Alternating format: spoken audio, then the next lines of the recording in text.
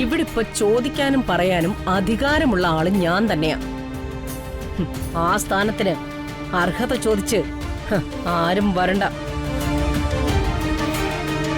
Anti, അവള് അപകടനില തരണം ചെയ്ത് കഴിഞ്ഞു. എനിക്കിപ്പം നിന്നോട് ബഹുമാനം തോന്നുന്നുണ്ട് മോനെ. മരണം ഉറപ്പായ ഒരു പെൺകുട്ടിയാ നീ ജീവിതത്തിലേക്ക് തിരികെ കൊണ്ടുവന്നിരിക്കുന്നത്. നിനക്ക് അവളോടുള്ള ആത്മാർത്ഥമായ സ്നേഹം കൊണ്ട് മാത്രമാ ചിന്നു ഇപ്പൊ ജീവിച്ചിരിക്കുന്നത്. അച്ഛാ, അവളെന്തായാലും കണ്ണു തുറന്നല്ലോ. പക്ഷെ എനിക്ക് അവളോടൊന്ന് സംസാരിക്കണം. അവളോടൊന്ന് സംസാരിച്ചാൽ മാത്രമേ എനിക്ക് സമാധാനമാവുള്ളൂ. ഇനി നീ വിഷമിക്കണ്ട.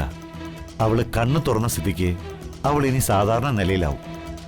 നിനക്ക് അവളോട് സംസാരിക്കുകയും ചെയ്യാം.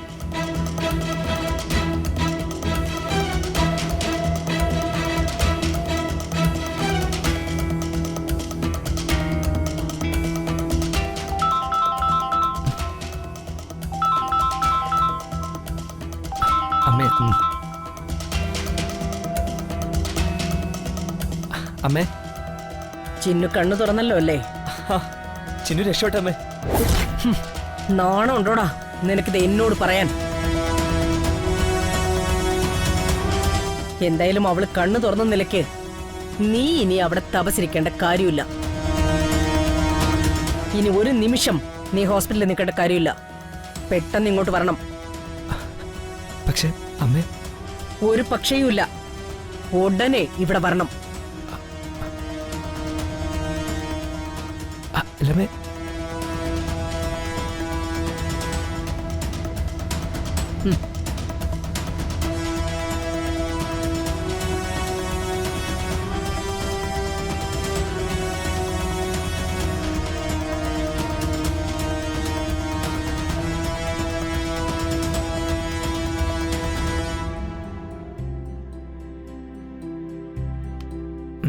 എന്തുപറ്റി?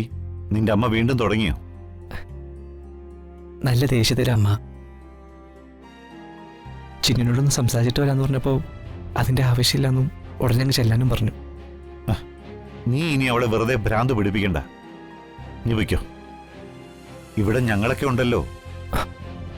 എന്തായാലും നീ ഏറ്റെടുത്ത ജോലി വളരെ ഭംഗിയായിട്ട് ചെയ്തു. അവളെ രക്ഷപ്പെടുത്തി. ഇനി ഞങ്ങൾ നോക്കിക്കോളാം. അച്ഛാ, അവള് സംസാരിച്ചു തുടങ്ങുമ്പോ എനിക്ക് അവളോടൊന്ന്. അവക്ക് സംസാരിക്കാറായി എന്ന് ഡോക്ടർ പറഞ്ഞ ഉടനെ നിന്നെ വിളിക്കാം.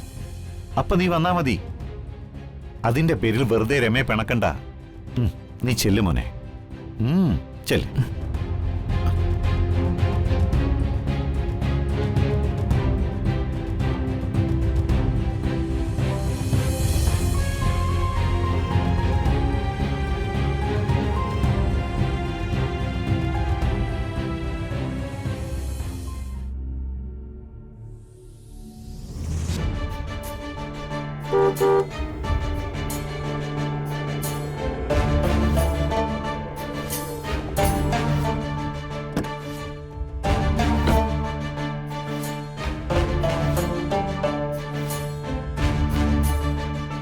അല്ല, ഇതാരാ? ദക്ഷയോ? വാ വാ. മഹി ഇതുവരെ എത്തിയില്ലേ?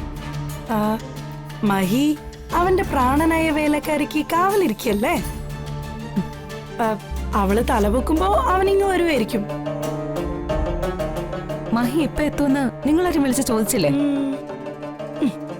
ഞാൻ എന്തിനു ചോദിക്കണം? എനിക്ക് എന്ത് കാര്യം? മഹി സ്വന്തം ഇഷ്ടത്തിനാ അവന്റെ കാര്യങ്ങളെല്ലാം ചെയ്യുന്നേ. അവന്റെ കാര്യത്തിൽ ഇപ്പൊ ചോദിക്കാനും പറയാനും ഒക്കെ ഇപ്പൊ അമ്മയുണ്ടല്ലോ. അതെ, ഇവിടിപ്പോ ചോദിക്കാനും പറയാനും അധികാരമുള്ള ആള് ഞാൻ തന്നെയാ. ആ സ്ഥാനത്തിന് അർഹത ചോദിച്ച് ആരും വരണ്ട. ആന്റി, അവള് അപകടനില തരണം ചെയ്ത് കഴിഞ്ഞു.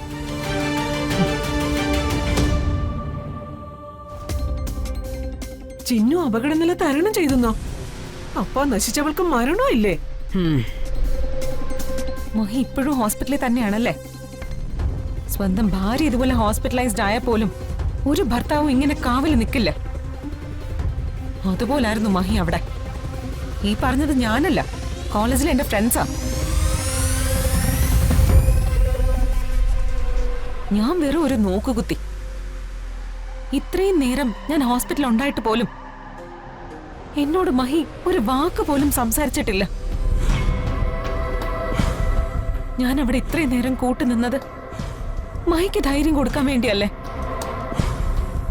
അതല്ലാതെ ആ അടുക്കളക്കാരി എന്റെ അമ്മായിയുടെ മോളായിട്ടൊന്നും അല്ലല്ലോ. എന്നെ സംബന്ധിച്ചിടത്തോളം അവൾ ഇവിടുത്തെ വെറും ഒരു വേലക്കാരി മാത്ര. എന്നിട്ടും ഞാൻ ഇത്രയും നേരം ഹോസ്പിറ്റലിൽ നിന്നതേ മഹിക്ക് വേണ്ടി മാത്രം. എന്നിട്ട് മഹി എന്നോട് ഒരു വാക്ക് പോലും പറയോ, എന്റെ ഭാഗത്തേക്കൊന്ന് തിരിഞ്ഞു നോക്കുക പോലും ചെയ്തിട്ടില്ല. എനിക്ക് നല്ല സങ്കടമുണ്ട് ആന്റി. ഇവിടെ തെറ്റ് ചെയ്തിരിക്കുന്നത് എന്റെ മകനാ. തെറ്റ് ചെയ്തവൻ ആരായാലും ക്ഷമ ചോദിക്കേണ്ടി വരും. ഇവിടെ എന്നോടല്ല, നിന്നോടാ അവൻ തെറ്റ് ചെയ്തിരിക്കുന്നത്. അതിന്റെ പ്രായശ്ചിത്തം അവൻ ചെയ്യും.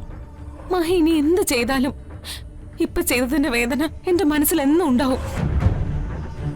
അത്രയ്ക്ക് എന്റെ മനസ്സ് വേദനിച്ചു ആന്റി.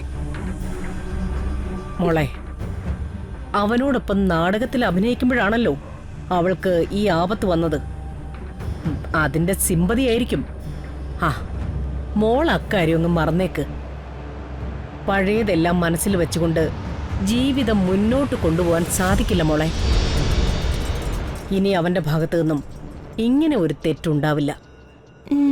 ഇത് ഈ രമാദേവി നിനക്ക് നൽകുന്ന ഗ്യാരണ്ടിയാ.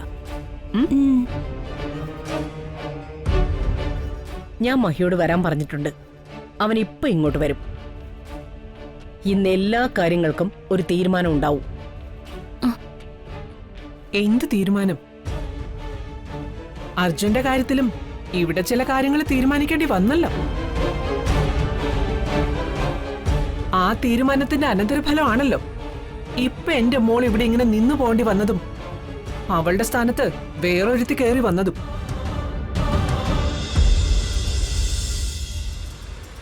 ഇനി ഇളയവനും അതേ രീതിയിൽ പിഴച്ചു പോകുന്നു ആർക്കറിയാം? അന്ന് മൂത്ത മകൻ എന്നെ ചതിച്ചു. അവനെ ഒരുത്തി പലവീശി പിടിച്ചു. പക്ഷേ മഹിക്ക് അതിനുള്ള അവസരം കിട്ടില്ല.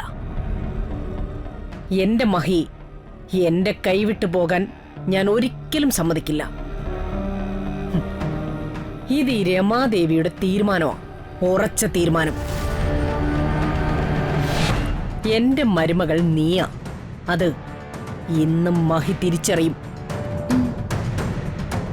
പിന്നെ അവന്റെ ഭാഗത്ത് നിന്ന് ഒരു ചാഞ്ചാട്ടവും ഉണ്ടാവില്ല.